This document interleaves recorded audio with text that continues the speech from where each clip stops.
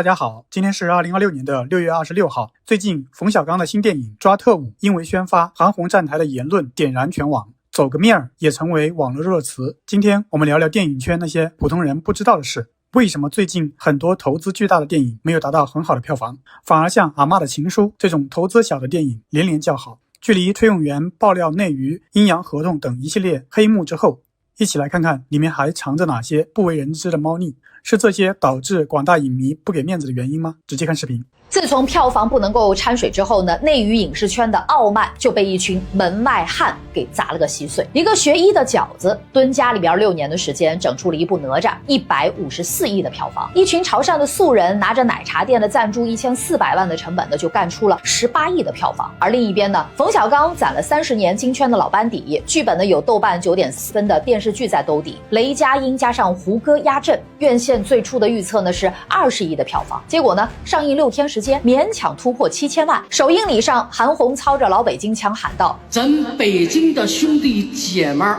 爷们娘们儿，能不能给走个面？”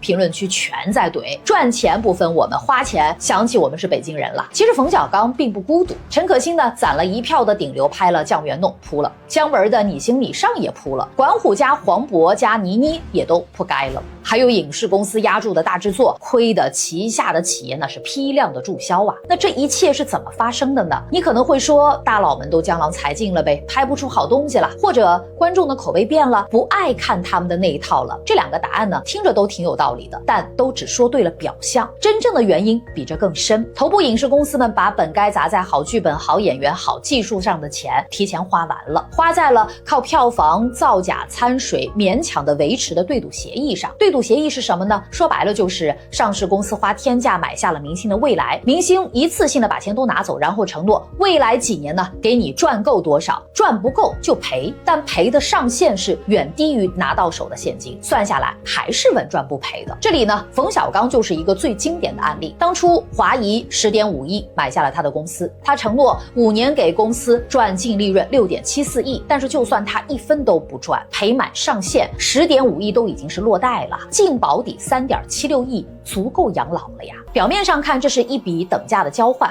大导演大明星提前落袋为安，但背上了 KPI 就成了作品的印刷机。资方呢则垄断未来这些大咖们的超额收益，却也承担了明星导演光环未来贬值的风险。但是双方都在赌同一件事儿，明星赌自己不用真出好作品也能够交差，资方呢赌明星的光环永远不贬值。但是这个赌注观众他没有同意下呀。张国立说过一句大实话，有了对赌协议我就不从容了。过去拍戏呢觉得不好就重来，现在没有了，因为我需要钱。什么意思呢？第一层，对赌逼着创作者赶工，想磨戏就没时间了，想重来也没时间了。第二层更加的致命，对赌制度之下，拍好在经济上不划算，凑数交差那才是一个理性的选择。反正赔的上限远远低于拿到手的现金，那就赶紧把这个 KPI 完成，拿着钱全身而退比什么都重要啊。这就是对赌的本质，提前变现。谁都知道好的作品是需要磨的，但是业绩不等人，不是他们突然不会拍了，是拍好演好在经济上彻底的不划算。但故事呢还有另一面，资方为什么要干这样的蠢事儿呢？其实他们并不蠢，他们给大咖们的钱最终都是要从股民的手上赚回来的。中国影视产业呢没有韩国式的练习生体系，没有好莱坞式的独立制片生态，也没有欧洲电影圈的艺术话语权。你拿什么告诉股民和机构相信你的估值呢？资方唯一能做的就是对赌，赌已经成名的导演和明星能够持续的垄断中国影视行业头部的资源，再把这种地位和权力变成资本市场蒸蒸日上的股价，于是一个恶性循环就出现了。资方把钱呢全砸在已经成名的大导演大明星的身上，但是大导演大明星拿了钱就只顾着去走量凑数，导致观众不买账，口碑不断的崩盘。结果是资方亏损越大，只能够继续的压榨已经拿走现金的老人，老人呢已经是被榨过一次了，更没有积极性出好作品了。观众口味在变，市场在变，名导加明星加大投资的公式在失效，但是资方所有赌注都压在了一张大明星、大导演这些过期的彩票上。然后呢，票房的造假就出现了。先说目的，造假根本它不是为了多分票房、多分账款，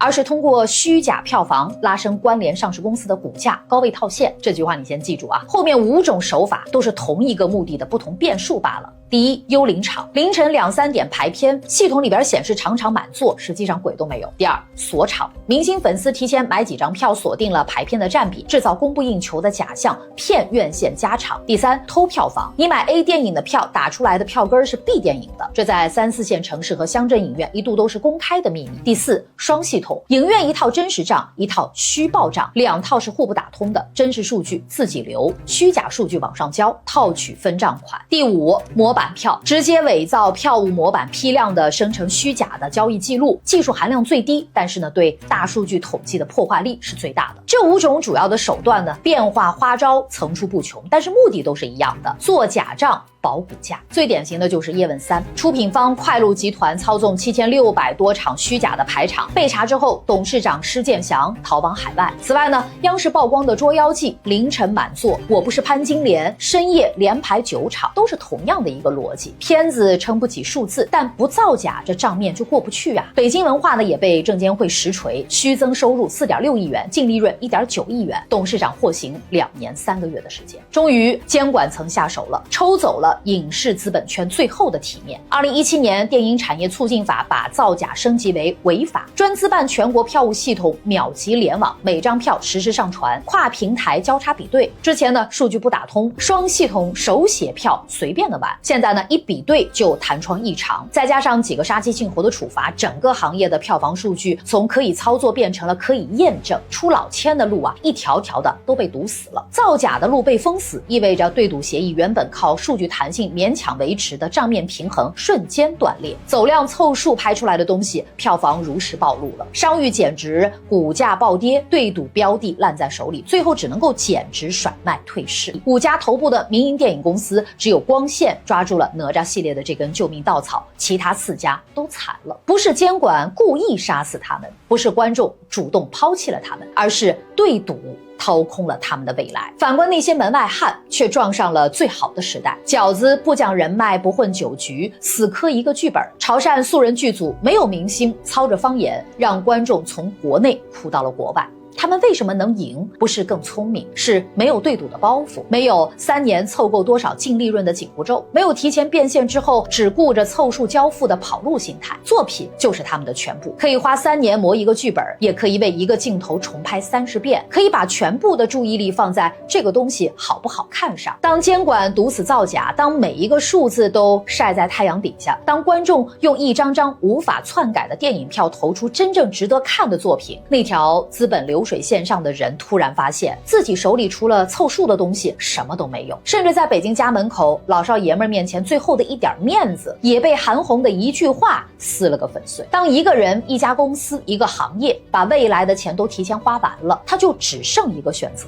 靠造假来维持体面。而一旦造假的路也被堵死了，这体面就碎了。14亿观众用电影票写下的判决书，审判的不是某一个人，是整个影视圈的商业模式。不是观众不给你过个面，是你们早就已经把自己的体面都卖掉变现了呀。观众的眼睛是雪亮的，好的电影自然不需要费劲宣传，大家自然会去看。个人觉得有3大原因导致现在的影视圈如此低迷，大家看看有没有道理啊？第一，审核太严了，很多好的电影因为题材敏感或者部分片段不符合规定，无法获得公映，比如李阳的《盲井》、张艺谋的《活着》等等，因为过于真实和灰暗无法过审，很多影片为了过审不得不把一些片段删减掉，导致故事的连贯性或者体验感很差，失去了精髓。想必大家都听说过。第二，题材同质化严重，由于审核太严，很多题材不许拍，好的故事和好的剧本都稀少，导致新内容匮乏，观众看了开头就能猜到结尾，丧失了兴趣。第三，自媒体强势冲击，如今 AI 大爆发，动漫短剧层出不穷，影片画质建模高超，小作坊一点都不比大的影视公司出品差，10几20分钟的短剧看得不亦乐乎，那种轻易就能获得快感，阈值一下子就被拔高了，大家对1-2个小时的长视频变得没有耐心了。即便是很好的电影，观影人数跟以往对比也会大打折扣，再加上经济下行，不是特别好看，大家也不愿意花钱去电影院了。